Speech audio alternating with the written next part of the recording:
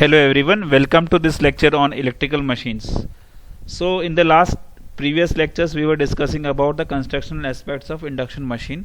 So इस lecture में हम basically ये देखने वाले हैं we are going to now start thinking about the working of induction motor कि कैसे induction motor काम करता है. तो उसको जानने से पहले सबसे पहले हमें ये जानना ज़रूरी है कि कैसे थ्री फेज करंट से रोटेटिंग एमएमएफ प्रोड्यूस होता है. तो कैसे रोटेटिंग फील्ड प्रोड्यूस होती है वो हम इस लेक्चर में देखने वाले हैं यूजिंग ग्राफिकली. देखो एनालिटिकली तो हमने पिछले क्लासेस में पिछले यूनिट में किया था. अब इस लेक्चर में हम उसको ग्राफिकली और देखेंगे. ठीक है, तो सबसे पहले तो लेट अस सपोज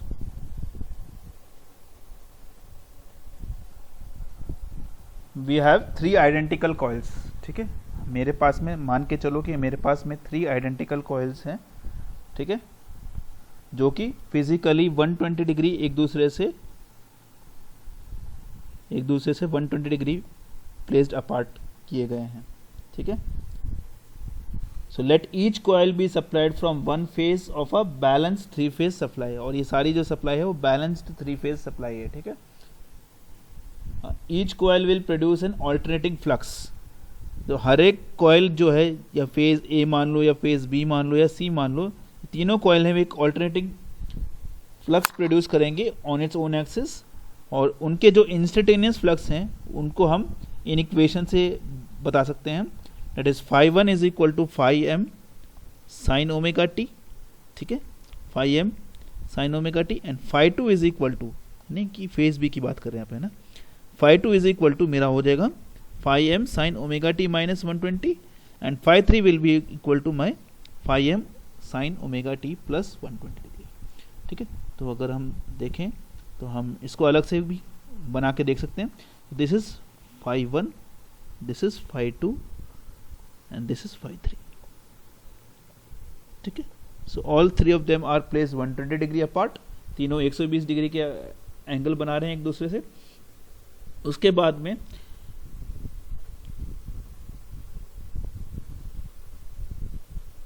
ठीक है, हर एक जो फेज है वो इंस्टेंटेनियस फ्लक्स प्रोड्यूस कर रहा है जिसकी वैल्यूज हमने यहाँ पे लिख दी हैं. ओके, यहाँ तक ठीक है.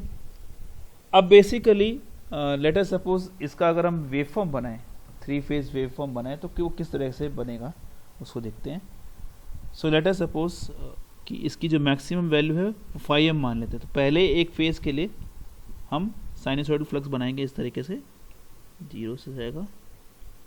ठीक है, और ये 180 से होते हुए ठीक है अपनी पूरी रोटेशन पूरी करेगा and it will go to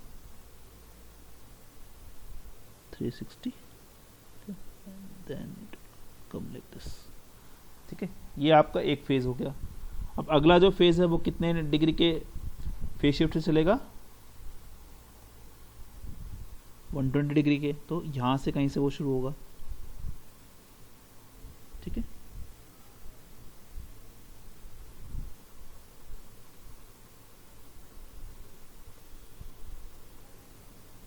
ठीक है, इस तरीके से ये आगे जाएगा. ठीक है, इसी को हम यहां से एक्सटेंड कर सकते हैं. एक मिनट रुकिए,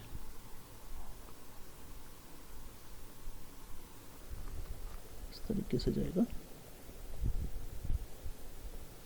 और इसी को आप एक्सटेंड कर सकते हो यहां से. Right,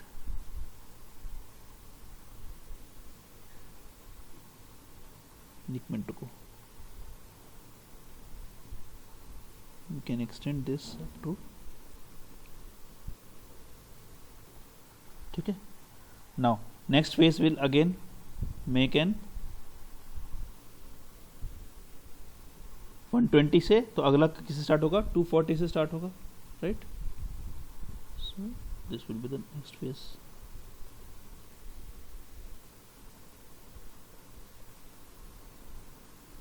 Again you can extend this like this.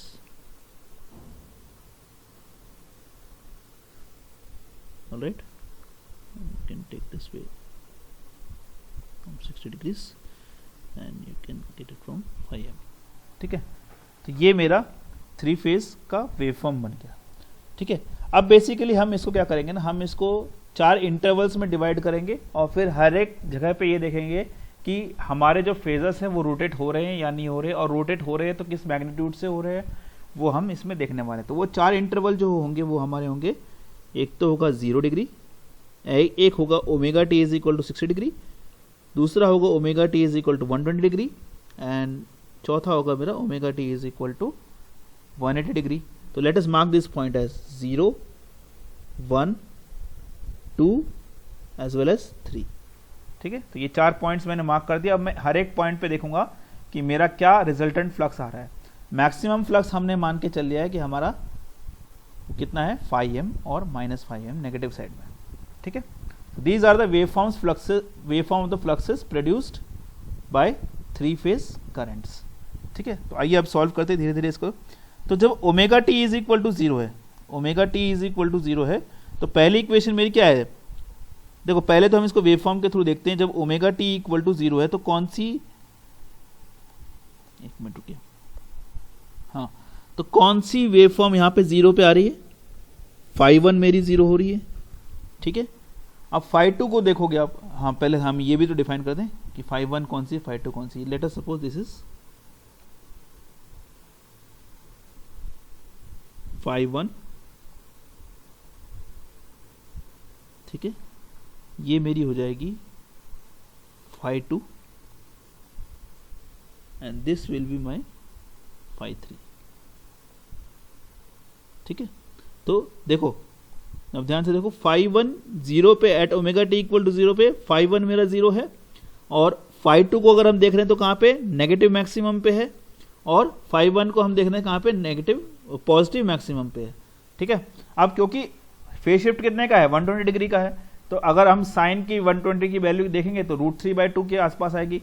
तो मतलब कि मेरा φ1 होगा वो 0 हो जाएगा, φ2 होगा वो मेरा -√3/2 φm हो जाएगा, और φ3 जो है वो मेरा कितना हो जाएगा +√3/2 φm। तो इसी तरीके से हम एनालिटिकली भी देख सकते हैं कि φ1 is equal to at omega T is equal to 0, तो आप ओमेगा टी को 0 सब्स्टिट्यूट कर दीजिए तो साइन 0 आ जाएगा, साइन 0 की वैल्यू 0 होती है तो ये 0 हो गया। उसी तरीके से φ2 अगर आप करोगे तो φm sine of omega T 0 है तो 0 -120 डिग्री, तो साइन ऑफ -120 डिग्री कितना आ गया आपका -√3/2 φm। उसी तरीके से हम φ3 निकाल सकते हैं, वो कितना आ जाएगा मेरा φm sine of again omega T equal to 0, तो साइन ऑफ 120 डिग्री आ गया। सो ये मेरा बन जाएगा √3/2 φm। ठीक है, तो इसी को हमने यहाँ पे लिख दिया। ठीक है, अब देखो ध्यान से, अब देखो यहाँ पे कौन सा अपोजिट डायरेक्शन में जा रहा है, φ2 है तो माइनस साइन है, माइनस साइन मतलब अपोजिट डायरेक्शन में।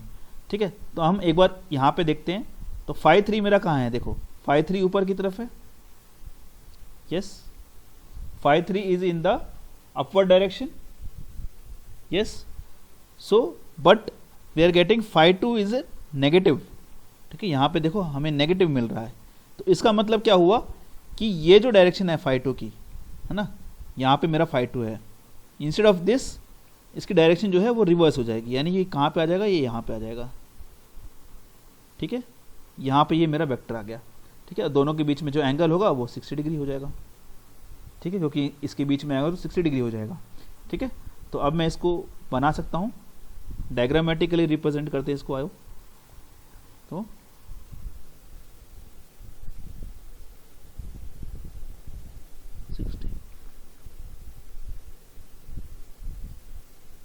सॉरी थोड़ा सा मुझे नीचे कर लेना चाहिए इसको, स्पेस का कमी हो जाएगा नहीं तो। ओके, ठीक है, सो लेट अस सपोज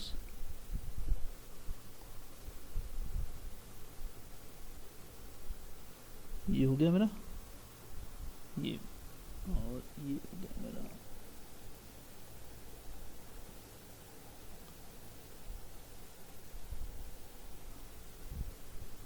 तो इसको मैं अब डायग्रामेटिकली फेजेस को रिप्रेजेंट कर रहा हूँ, ठीक है। जाइए,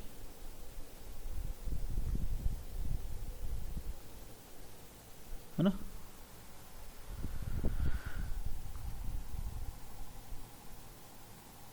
Right, let us name this as O, C and P,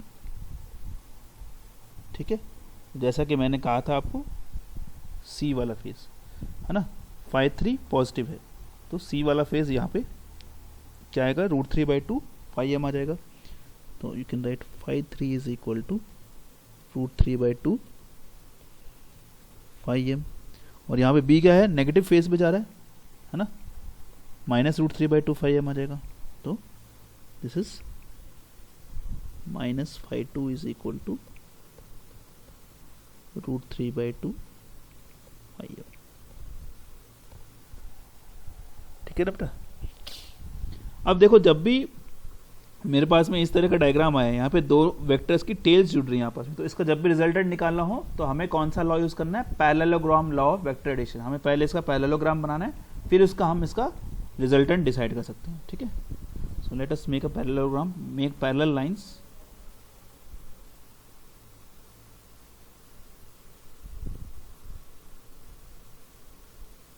ठीक है, let us try to make it.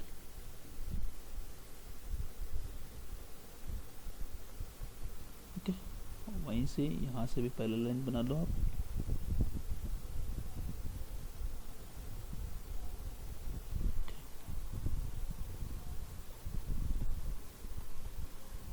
ठीक है, तो अब ये जो इसका मिडिल पॉइंट होगा, that will be the resultant. बीच में जो आप लेंथ ड्रॉ करोगे, that will be the resultant of these two. Okay, let us draw the line। एक मिनट रुको।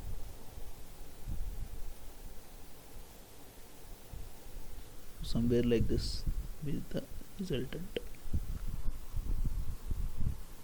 ठीक है। तो ये आपकी रिजल्टेंट हो गई। अब इसका मैग्नीट्यूड कैलकुलेट करना है, तो बहुत ही इजी सिंपल मेथड है। आप यहाँ से एक काम करो, यहाँ से एक परपेंडिकुलर को ड्रॉ कर दो, ठीक है। let us name this perpendicular as E and let us name this point as D, है ना। so ये टोटल 60 डिग्री था, so this will be 30 degrees and this will be again 30 degrees, ठीक है। तो बहुत ही सिंपल है। तो यहाँ पे देखो, resultant is represented by OD, right. Resultant is represented by OD। OD को अगर हम ध्यान से देखें तो it is divided into two parts, DE and OE। So you can write down 2 times of OE since DE and OE are equal, okay, since DE is equal to OE, correct। now what we'll do is we'll take this triangle, है ना, ये वाला triangle लेते हैं हम, not this triangle, take this triangle। so we need to calculate the length OE, है ना। so the ratio that will be helpful for us is cos, yes, so you can write cos of 30 degrees will be equal to क्या होगा, OE by OC, yes। तो यहां से मुझे OE मिल जाएगा OC cos 30 degrees and OC you know has the length of √3/2 5m, ठीक है, √3/2 5m and cos 30 की वैल्यू भी आपको पता है क्या होती है, √3/2, ठीक है। so this value will come out to be 3/4 into 5m, ठीक है। ये मेरी OE की वैल्यू आ गई। अब OE की वैल्यू नहीं चाहिए मुझे, एक्चुअल में OD की वैल्यू चाहिए ना, रिजल्टेंट क्या है, OD है। सो OD will be nothing but 2 into OE, है ना। तो 3/4 into 5m आ गया। सो 1 जा 2s are. So what we'll get is finally as OD is equal to 3/2 phi m. ठीक है. So this is the resultant we are going to get for the case number 1. ठीक है. Now let us see the case number 2. That is omega t is equal to, see again and again I am not going to calculate the resultant. Okay, the same method we will be using in calculating the resultant of all. So there I will directly write the equation. हमें basically यहाँ पे देखना है कि कैसे हमारे vectors rotate हो रहे हैं. तो let us take the next case, that is omega t is equal to 60 degrees. जब मैं सेकंड केस लेता हूँ omega T is equal to 60 degrees, तो क्या होता है देखो ध्यान से देखो, अगेन वापस से आए, देखो कौन सा जीरो हो रहा है, कौन सी वेव फॉर्म है वो जो जीरो पे जा रही है, वो है मेरी फाई 3 जो है वो जीरो पे हो रही है. ठीक है. फाई 2 यहाँ पे क्या हो रही है, नेगेटिव हाफ में जा रही है. Yes, so it is -√3/2. और फाई 1 क्या है, पॉजिटिव हाफ में, तो फाई 1 इज +√3/2. ठीक है. सो एनालिटिकली भी देखा जाए, so you can easily calculate phi 1 is equal to phi m sine, ये आ गया आपका sine 60, so that will be √3/2 phi m. वैसे ही phi 2 is equal to sine 60 - 120 minus sine 60 हो गया, -√3/2 फाई m हो गया, और फाई 3 मेरा 0 हो गया. तो अगेन जब इसका वेक्टर डायग्राम बनाएंगे तो सिंपल सी बात है, देखो फाई 1 तो आपका पॉजिटिव में है, यानी कि फाई 1 की जो डायरेक्शन है यहाँ पे देखो, ये फाई 1 की डायरेक्शन थी, तो ये तो एज इट इज रहेगी, इसमें कोई चेंज नहीं है ना. Next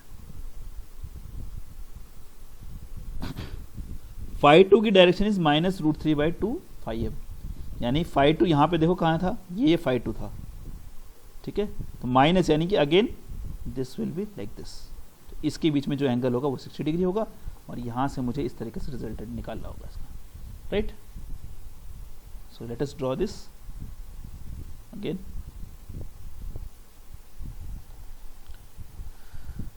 So for this case,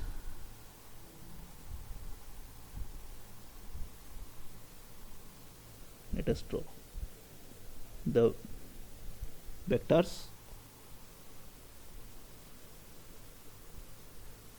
ठीक है.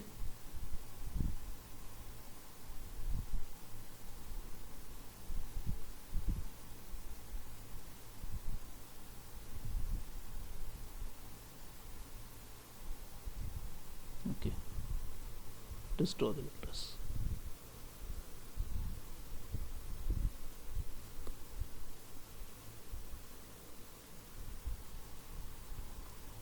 ठीक है. ये आपका एक वेक्टर हो गया, ये फाई 1 हो गया आपका. ठीक है. दिस इज फाई 2, थोड़े मैंने ज़्यादा बड़े बना दिए, तो इसको थोड़ा सा कम कर देते हैं, लेंथ को थोड़ा कम कर देते ताकि हमारा पूरा पेज पे आ सके. ठीक है. So this is phi 1 and this is phi 2. तो अगेन आप लोग पैरेलल लाइन ड्रॉ करोगे. ठीक है. Make it a parallelogram and then join the end get the resultant. Okay.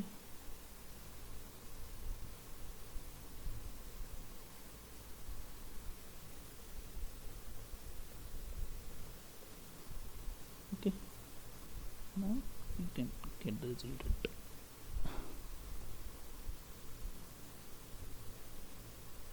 So this will be representing your resultant. ठीक है. थोड़ा accurate नहीं है diagram, but okay, you can understand. So let us mark this as O. Let us mark this as A. Let us mark this as B. ठीक है.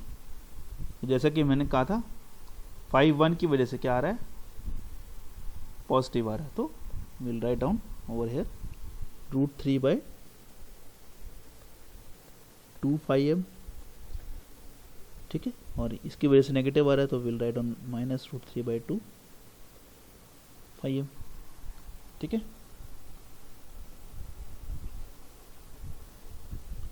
Alright. सो यहाँ पे भी हमारा रिजल्टेंट क्या आएगा, what will be the our resultant, phi R is equal to, इसको अगर मैं ये पॉइंट डी मान लेता हूँ तो again I will get 2 times O A cos 30। ठीक है, तो सेम मेथड हम लोग यहाँ पे लगाएंगे। यहाँ पे एक परपेंडिकुलर ड्रॉप कर दो यहाँ पे, है ना, यहाँ पे परपेंडिकुलर ड्रॉप कर दो, ओ डी कोई भी ई नाम दे दो इसको। ठीक है, तो 2 टाइम्स ओ ई हो जाएगा, ओ ई यहाँ से आ जाएगा आपका 2 times of O A cos 30। जो आपका ओ डी होगा that will be 2 times of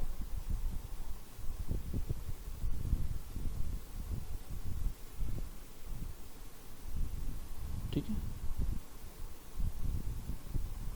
O A cos 30। ठीक है, so therefore that will be 2 into root 3 by 2 into root 3 by 2, that will again be 3 by 2 im।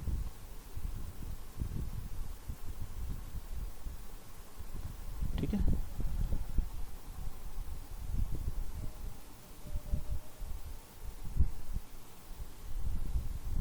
सब ध्यान से देख रहे हो आप, यहाँ पे रोटेशन हुआ है और क्लॉकवाइज डायरेक्शन में हुआ है। ठीक है,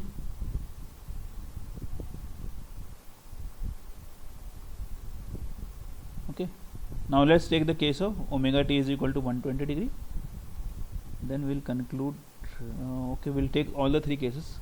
तो omega T equal to 120 degree में क्या होगा, अगेन देखो आप 120 डिग्री में कौन सा फेज जीरो हो रहा है, फाई 2 इज गेटिंग जीरो। ठीक है, कौन सा फेज पॉजिटिव आ रहा है, फाई 1 इज गेटिंग पॉजिटिव, और कौन सा फेज नेगेटिव में जा रहा है, फाई 3 इज गेटिंग नेगेटिव। यानी कि फाई 1 तो एज इट इज रहेगा पॉजिटिव। ठीक है, फाई 3 इज गेटिंग नेगेटिव, यानी फाई 3 मेरा यहाँ पे आ जाएगा, और इस तरीके से मैं इसका रिजल्टेंट निकाल सकता हूँ। Right, so we'll draw it now for the third case।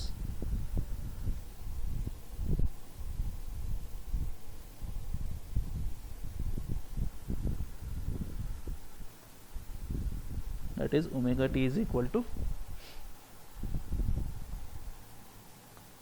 120 degree. Omega T equal to 120 degree के लिए अगर हम एनालिटिकली देखें, so will get phi 1 is equal to phi M sine of 120 degrees, that will be come out to be root 3 by 2 phi m। ठीक है, and phi 2 will be equal to phi m sine of 120 degree minus 120 degree, that will be again 0। then phi 3 is equal to phi m sine of 120 degree plus 120 degree, that will be nothing but minus 3 by 2 root 3 by 2 phi m। ठीक है, so again will get the vector, यहाँ पे ए तो मेरा रहेगा इस तरीके से,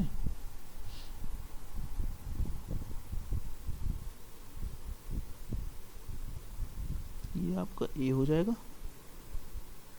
ठीक है, and this will be the face phi 3, or you can say phase C, right।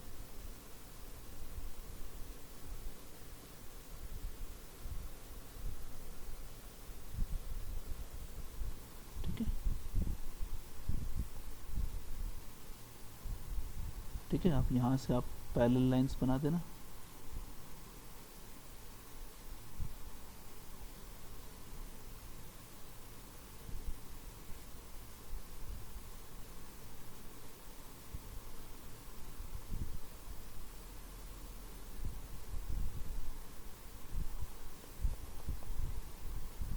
You can join this now।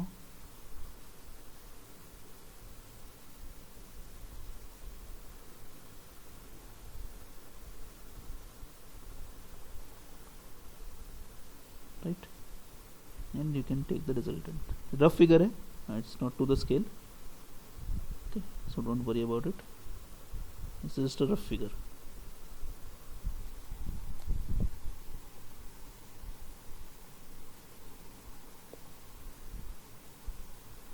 This will be your resultant. ठीक है,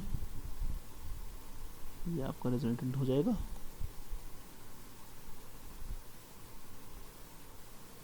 Again, you can, if you want to name, you can name this C, D, A, O, है ना. A में हमारा we are getting root 3 by 2 phi m, and this I am getting minus root 3 by 2 phi m. So again, if you calculate the length of this OD, that will come out to be 2 times OA cos 30, and it will be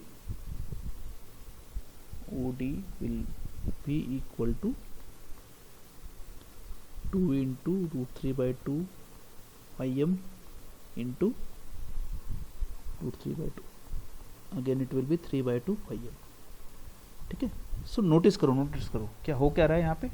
these are rotating है ना. जितने भी vectors हैं हमारे rotate होते जा रहे हैं. और लास्ट केस हम लेंगे omega T is equal to 180 का.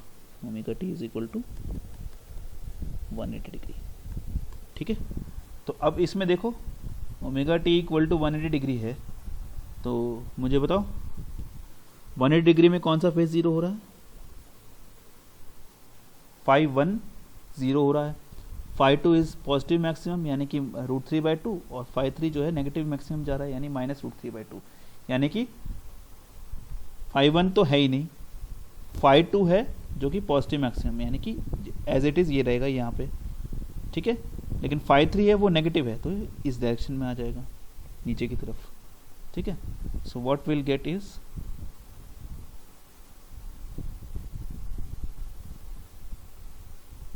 Omega T is equal to 180 हम ले लेते हैं. तो इसमें मुझे क्या मिलेगा, 5 1 is equal to 5m sine of 180 degree is equal to 0. 5 2 is equal to 5m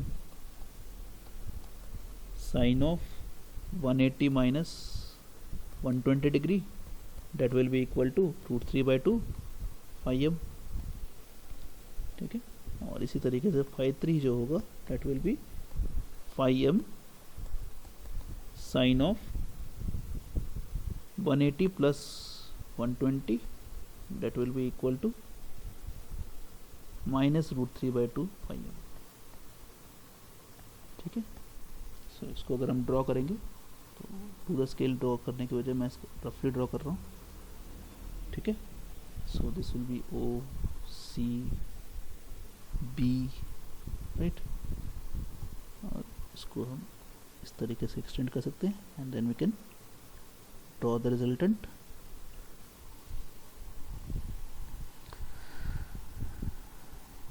take the ruler for this, otherwise it will look.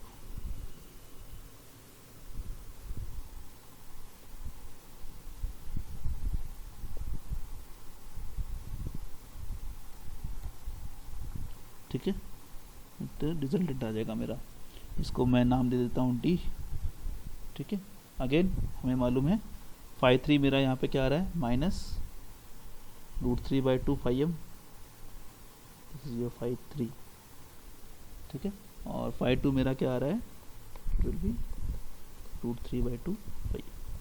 Again if you calculate this you will get 3 by 2 phi m. ठीक है. तो length of the OD will be equal to 3 by 2 of phi m. ठीक है. Therefore हम यहाँ से conclude कर सकते हैं कि ये जो because of the 3 phase currents हमारे पास में रोटेटिंग मैग्नेटिक फ्लक्स हो रही है, और वो किस डायरेक्शन में जा रही है, क्लॉकवाइज डायरेक्शन में जा रही है. Okay. So we have constant rotating magnetic flux, constant rotating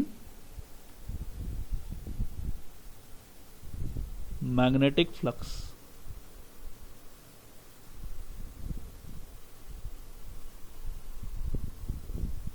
Magnetic flux of magnitude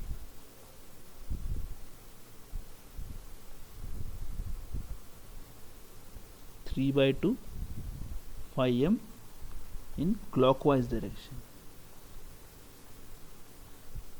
ठीक है। Because if you see closely, देखो पहले वेक्टर का लेंथ ऐसे था, ऐसे हुआ, फिर ऐसे हुआ, है ना, फिर ऐसे हुआ, तो इस तरीके से मेरा क्लॉकवाइज देखो घूम रहा है, ठीक है।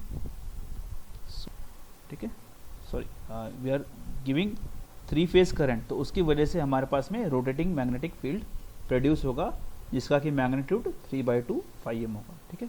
तो इस लेक्चर के लिए इतना ही, थैंक यू।